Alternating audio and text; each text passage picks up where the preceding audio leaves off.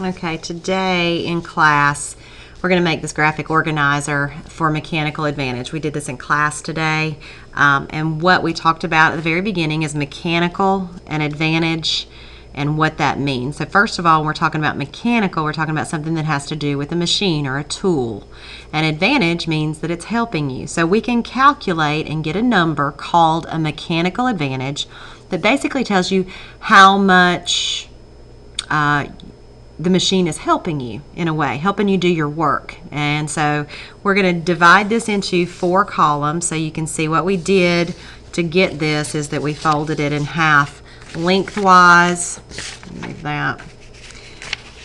We folded it just a piece of white paper, and then we folded it in half shortwise, I guess you could say, like that. And then we took the corner that was the middle and we kind of creased it. So when I opened it up, I'm ending up with this type of graphic organizer. I've got a diamond in the middle and I've got 4 things. So what I'm going to do is I'll go through these real quick, and I'm going to pause on each section. If you want to pause the video and copy it down if you need to, you can, but I'm going to talk about this. So first thing that we talked about was what is mechanical advantage. So again, it has to do with machines, it has to do with helping you. So what it does is it compares the input to the output when you use a tool or a machine. So when you did all the simple machines last year, you probably drew an arrow like for a lever, and a lever goes like this, right? So if this is my lever, if I go have a fulcrum, right, a pivot point, if I press downward, that's my input, and the other side of the pin moving upward is my output. So this is my input, output. So when I have a force or a distance, you're comparing your input to your output. One thing that should be exciting to you is that we have a number. Mechanical advantage is a number with no units. There are no units on there. And then what it does, and this isn't just Willis's words, it's not in any textbook form, it tells me how many times my input is being multiplied to kind of help the output. What type of advantage is this machine giving me? Is it giving me a huge advantage? Like, is it making my input multiplied tremendously? Like, is it 30 times, 40 times what it is? Or is it just like the same? Is it just a 1? Sometimes it's less than 1, which is, we'll get to talk about those after a while.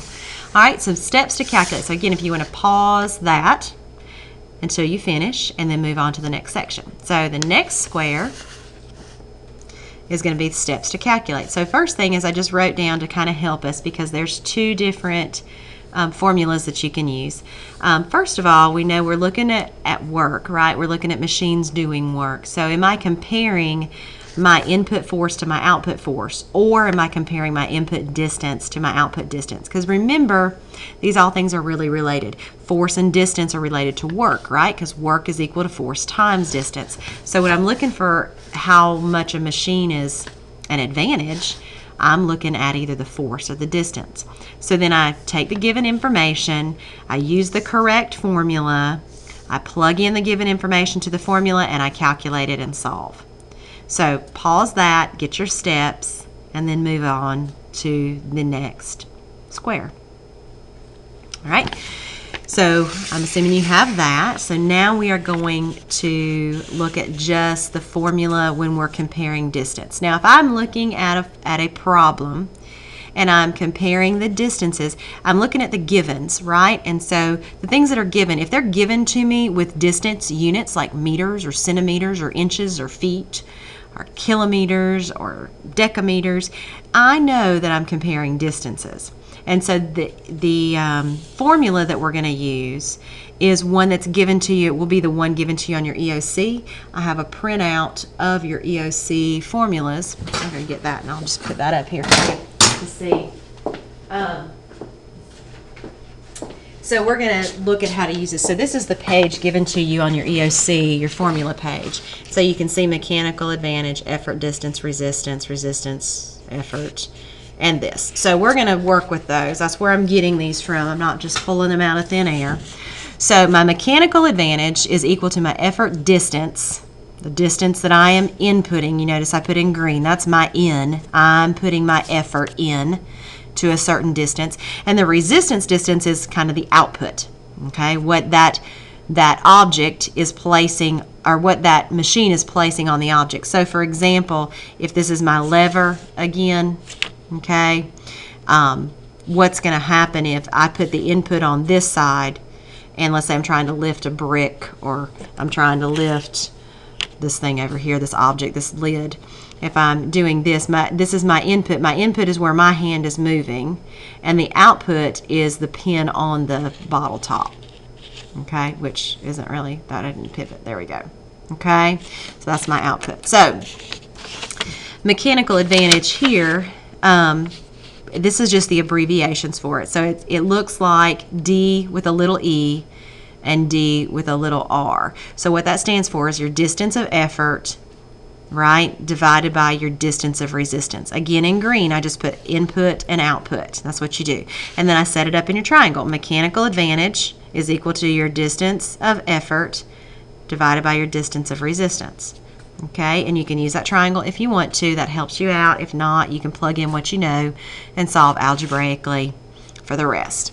So pause that, get that down, and then let's get the other formula when you have force.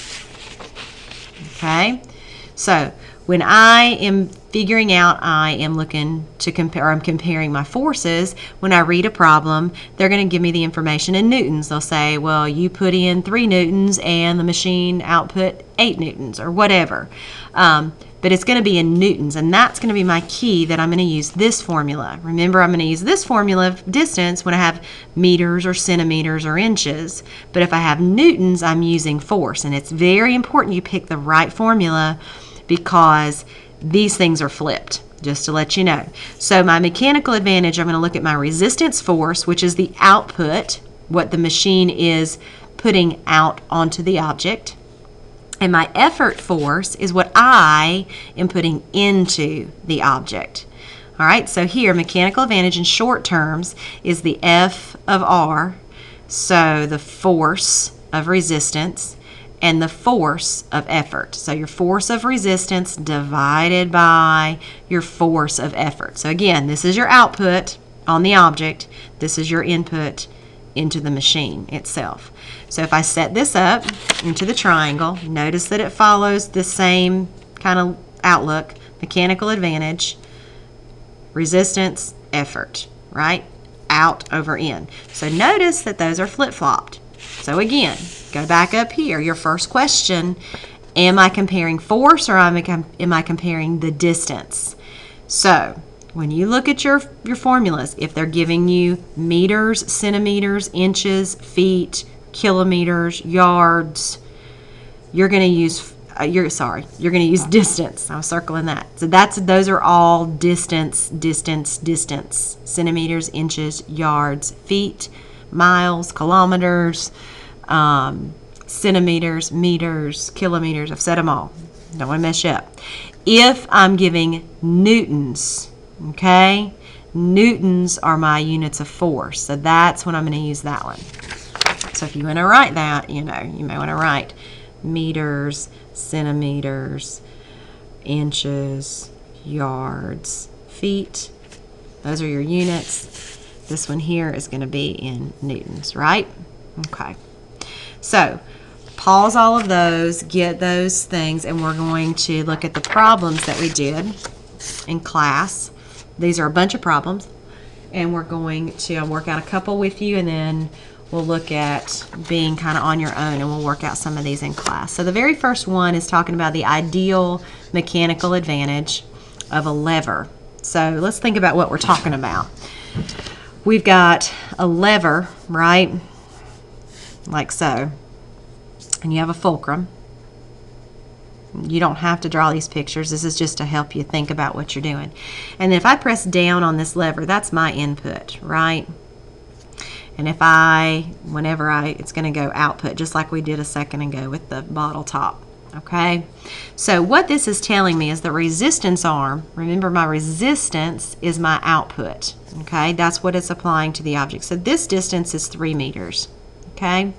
And the effort arm is 12. So from the fulcrum to here, I have a leverage of 12 meters, okay? Now, that's what's going on. That's what's happening. I'm using a lever to move an object. Okay? Now, if I take that and I apply my principles of my steps to calculate, first of all, is it a force or a distance problem? Well, again, they're giving me meters. So it is a distance problem. So I'm going to have a distance of resistance, I'm going to have a distance of effort, and the mechanical advantage, because those are the things that are involved in my formula. So when I look here, the resistance arm is 3 meters. So I'm defining my variables, getting what's given to me. My effort arm is 12 meters.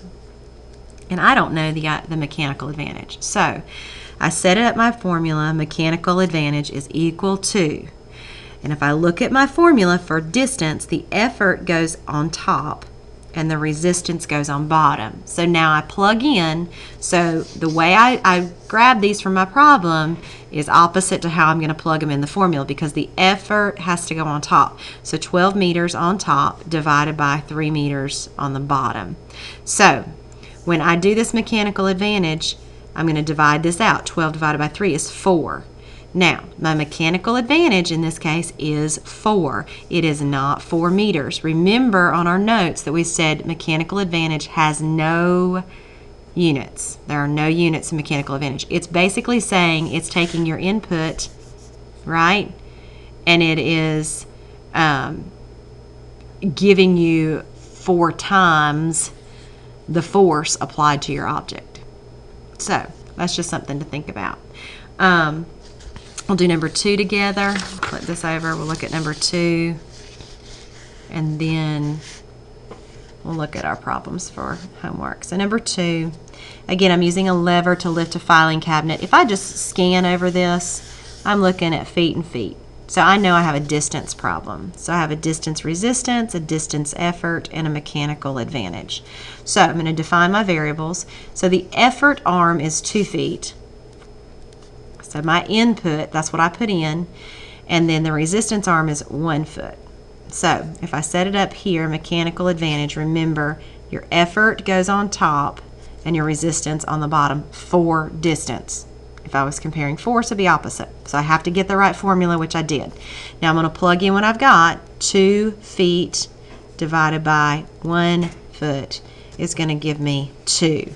Now remember, my feet cancel out. Mechanical advantage is just a number, so my mechanical advantage is 2. It's giving me an advantage of 2 times the force, 2 times what I'm inputting, I guess you could say.